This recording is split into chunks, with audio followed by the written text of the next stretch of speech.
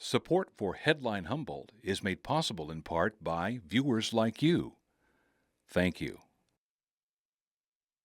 Coming up next on Headline Humboldt, attorneys general from across the country argue that public media is an important tool for public safety. Also, Humboldt County gets ready to celebrate the grand opening of the long-awaited Humboldt Bay Trail. Transportation advocate Colin Fiske joins us to explain its importance. Coming up now on Headline Humboldt.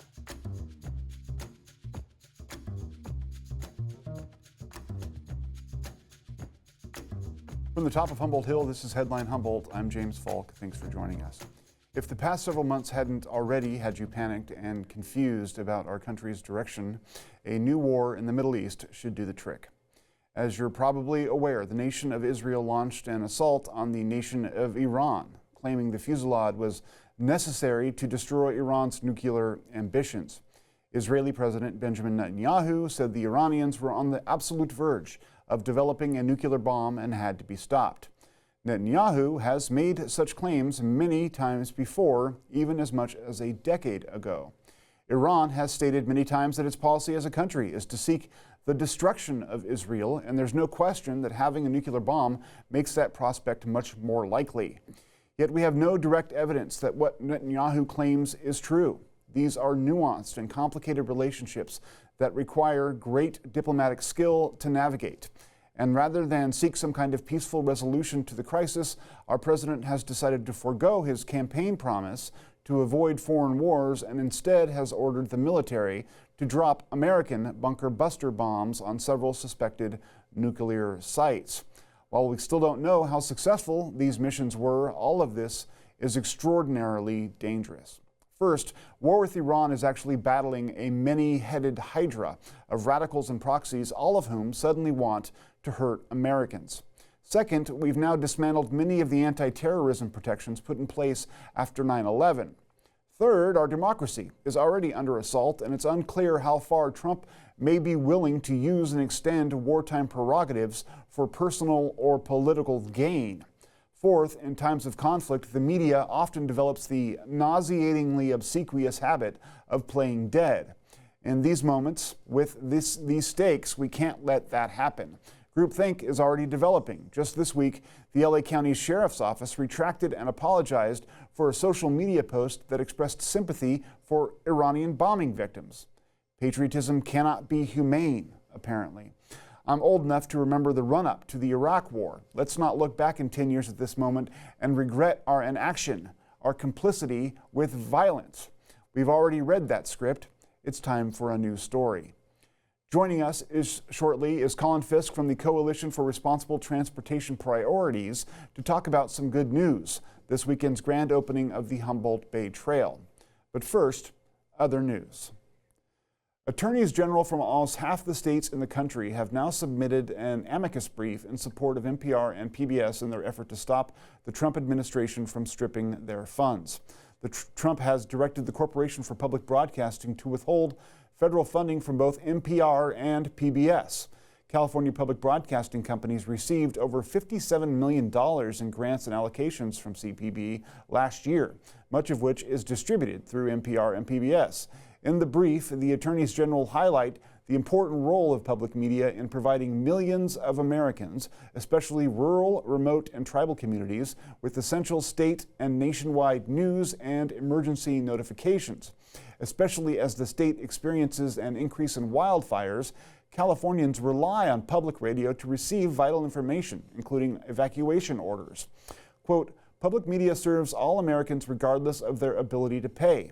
In many rural communities, public radio stations are often the main or only source for local news and regularly partner with federal, state, and local authorities to provide life-saving emergency communications, including early earthquake warnings and fire evacuation orders," said Attorney General Bonta. Quote, "Without federal funding, rural areas of the country would lose this critical communication lifeline, particularly amid an increase in natural disasters. Leaving a whole swath of Americans without access to timely information is dangerous and unacceptable," unquote. New student-led research from Cal Poly Humboldt shows that the local inflation rate, while down compared to last year, remains higher than the state and national averages. The overall inflation rate of 4.4% in Eureka and surrounding cities from 2024 to 2025 was slightly down from last year's rate of 4.5%, according to the report. The rate is calculated based on the Local Consumer Price Index, or CPI, which shows changes in prices for major consumer goods and services in Humboldt County. From the price of eggs and meat to housing, and it helps to calculate the local inflation rate. For comparison, the statewide inflation rate is 3.3% from February of 2024 to 2025, according to the State of California's Department of Industrial Relations. Nationwide, the inflation rate was 2.3% as of April 2025, according to the U.S. Bureau of Labor Statistics. Notably, the local CPI was calculated using the price of more than 500 products, whereas the national CPI gathers price information on more than 60,000. This can contribute to a noisier inflation rate here in Humboldt, says Eric Eschker, chair of Cal Poly's economics department. Rural communities can experience higher inflation rates for several reasons, ranging from increased transportation costs to limited competition and more susceptibility to supply chain disruptions.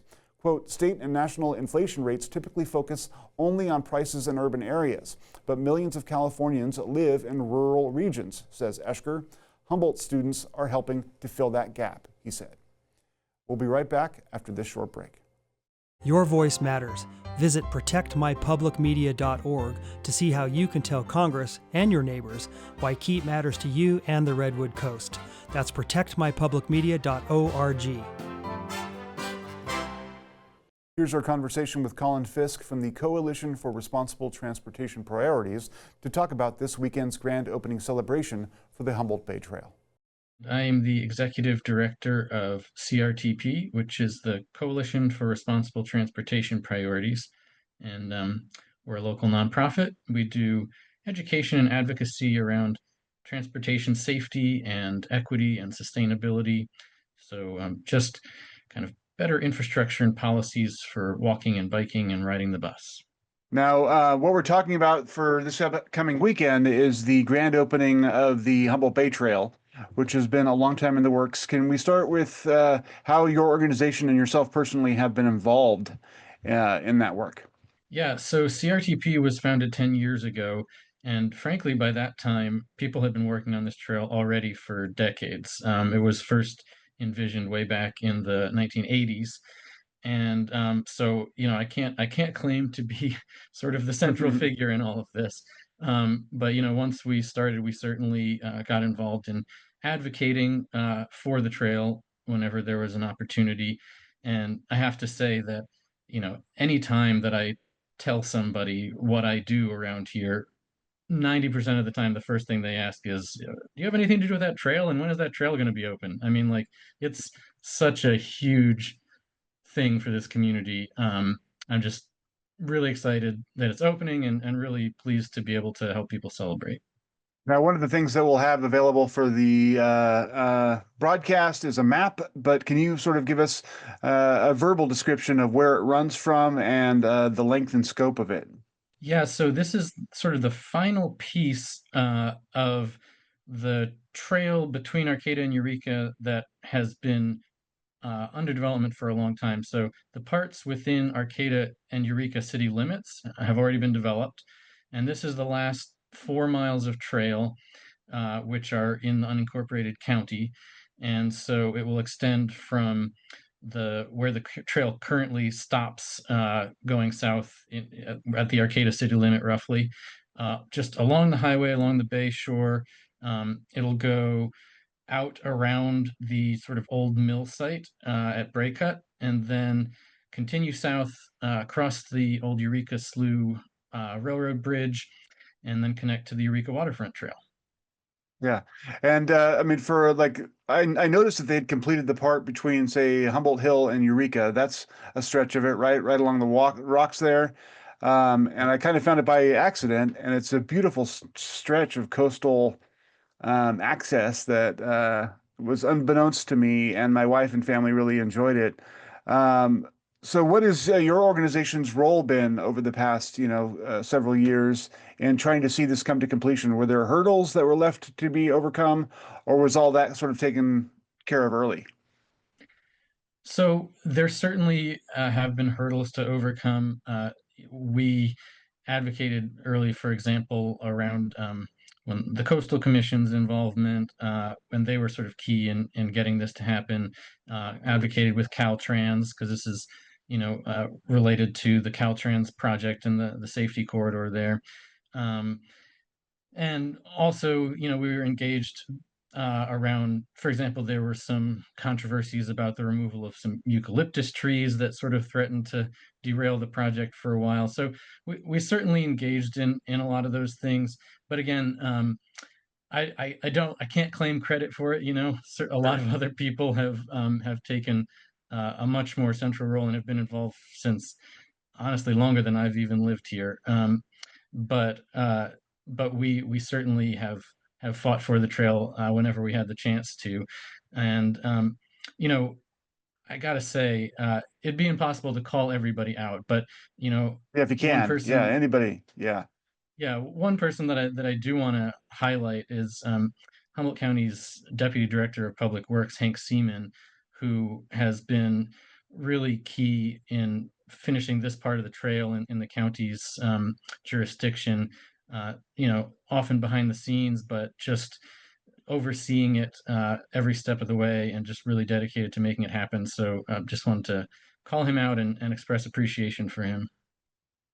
You mentioned the California Coastal Commission, and as people I'm sure know, it's notoriously difficult to develop any kind of project within the coastal zone for a lot of different reasons. Was this difficult for that reason, or were there some exceptions made because it is considered an environmentally friendly project? What do you know about that process, and how did it look? Well, actually, in this case, the Coastal Commission is kind of the reason that we have the project because they uh, they basically required Caltrans to build the trail as a condition of the Highway 101 improvement project that they're doing now with the big Indianola overpass and all of that. This was sort of a condition of that. So Caltrans ended up, for Ah. that reason, providing a lot of funding to the trail. And without that decision by the Coastal Commission, we might still not have it. So grateful to them for that. Before the whole safety corridor thing got started, I was had just started reporting at the Times Standard newspaper, and there was a four-person fatality at that Indianola cutoff. And it's remarkable to think that, I mean, that was 24 years ago now, that all of those projects kind of launched from that point then. And we're finally now coming to the culmination of a lot of that work and a lot of that, struggle. So Yeah. that's important. Do you have any idea what the whole total cost of the thing was? Do those figures exist? And if so, are you aware of how it got paid for? I wish I had those numbers off the top of my head, but I don't. I know that Caltrans did contribute quite a bit of funding. The county has also contributed some, and there were some grants involved. So it had, like with most trail projects, the funding sort of has been cobbled together over time, but uh, it did end up being fairly expensive. And one of the reasons for that is that, well, there's a couple of reasons. One is that it's on this levee for most of the way, which is also protecting the highway from the bay and from future sea level rise, but that had been unmaintained and falling apart for many years. And so, part of building the trail also involved repairing and, in some cases, increasing the height of that levee. So that made it a bigger project. Um, and then because of some of the controversies early on over whether that rail line would ever be used again for anything else, they ended up building the trail alongside the tracks instead of on top of them, which also added some costs. So certain sort of unique aspects of this project made it more expensive and difficult than a lot of similar projects. Um, but thankfully, we've overcome that at this point and have that trail just about open. No, so that's important to point out, though. This is not a rail or Trails Over Rails then project. This is both now currently exist in some form, and if there were to be a rail proposed ultimately for around Humboldt Bay, that could still occur even with this trail's presence. Is that correct? Yeah, that's the idea. At least I will say that the rails are not in workable shape for most of that, length. So there would have to be a lot of investment in rebuilding that. But theoretically, that's true. And I think um, one of the things that I want to emphasize too is that um, we now have that railroad right of way, which used to be in the North Coast Railroad Authority jurisdiction, now is controlled by the Great Redwood Trail Agency.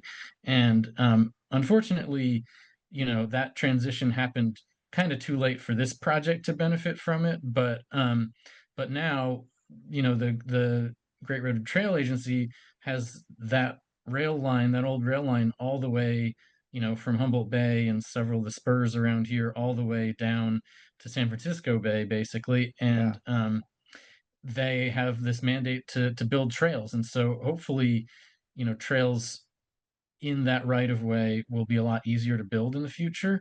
And I would highlight just a couple of examples where there's already a planning effort going on to extend the trail down from Eureka to College of the Redwoods.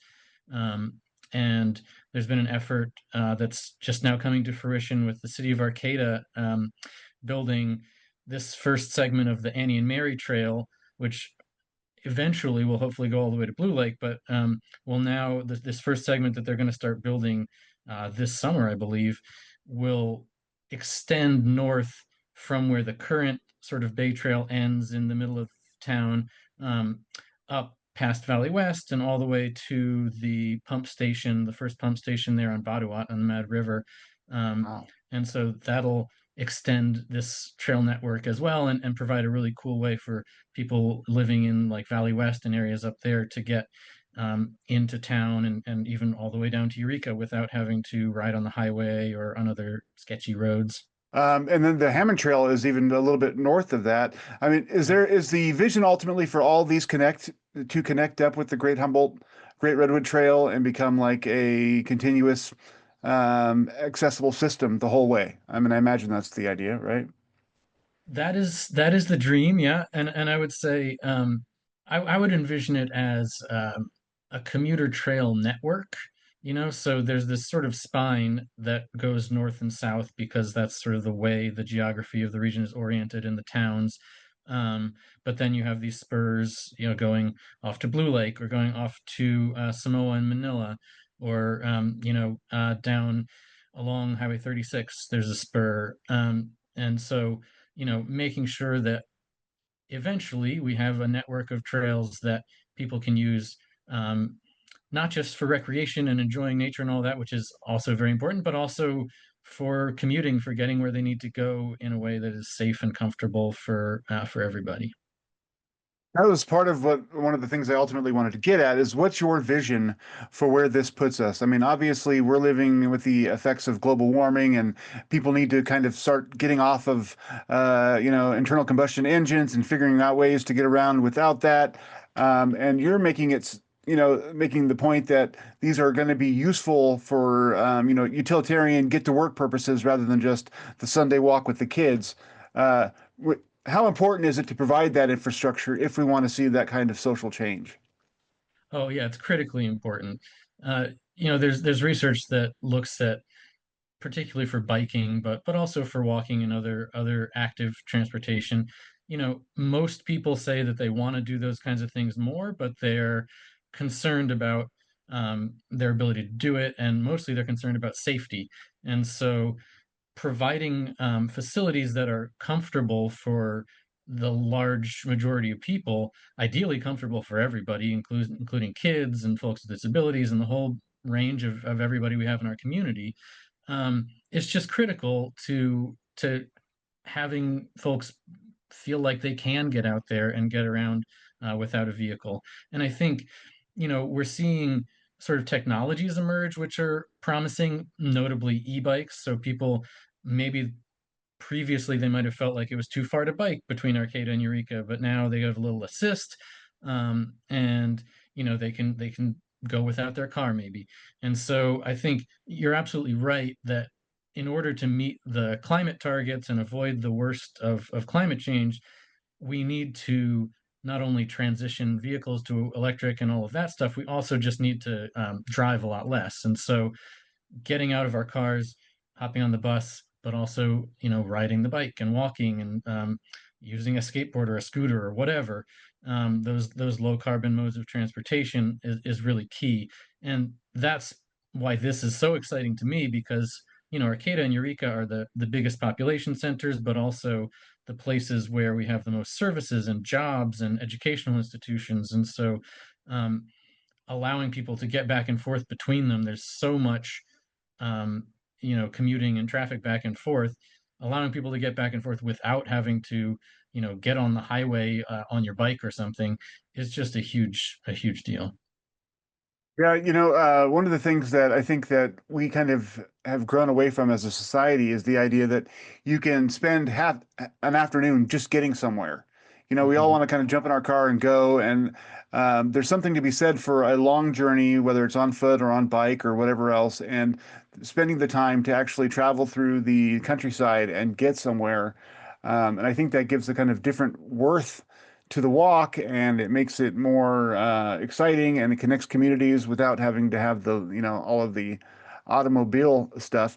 And the safety point you make is absolutely critical. I mean, there have been a number of pedestrian versus auto accidents on the highway. Cliff Berkowitz, who was a former DJ for K-Mud or K-Hum, got hit by a car at one point. I mean, it's insane what people risk to try and ride along the freeway. So if we can get Yeah. people off of that, the better off we'll be long term.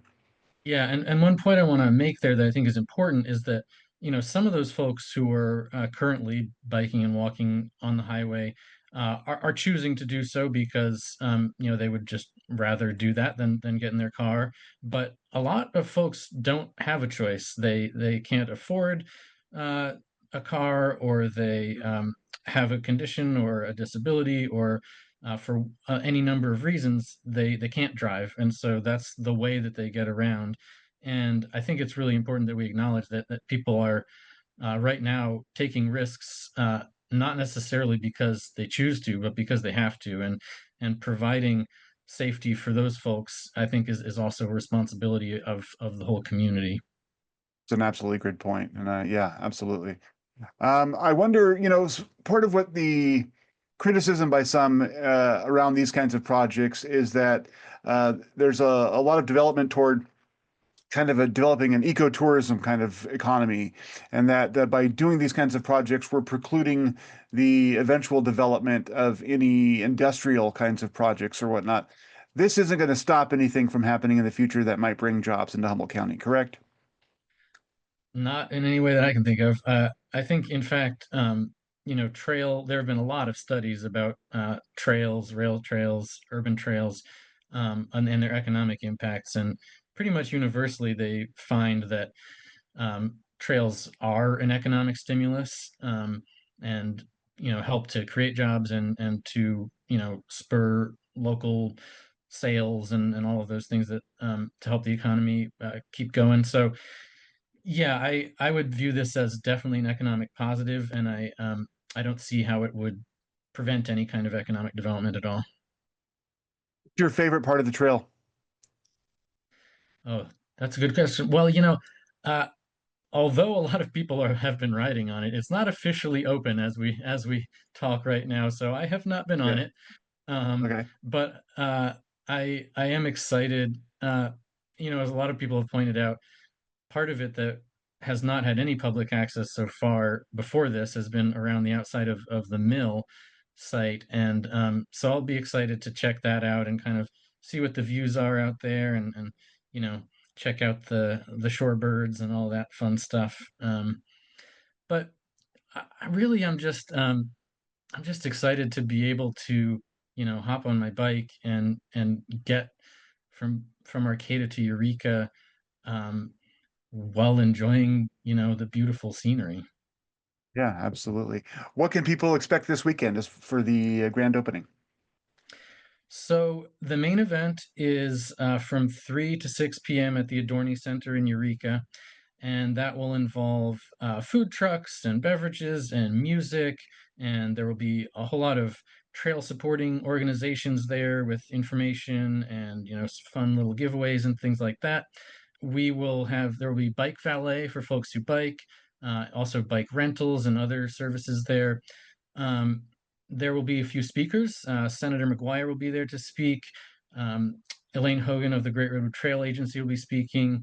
Hank Seaman, who we mentioned earlier, will be there. So um, a few speakers, but we're going to try and keep the speaking part of the program relatively short and really just to try to acknowledge all the folks who have put so much effort into this over the years and really focus the event on just celebrating and music and food and on all the fun things.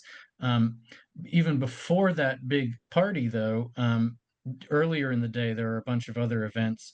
There are a couple of trail cleanups going on in the morning. There will be a skate and roll event starting at 11:30 from Arcata down to Eureka. There's a bike ride starting at 1, also at the Arcata Marsh down, ending at the Adorni Center right before the event. So folks can join those.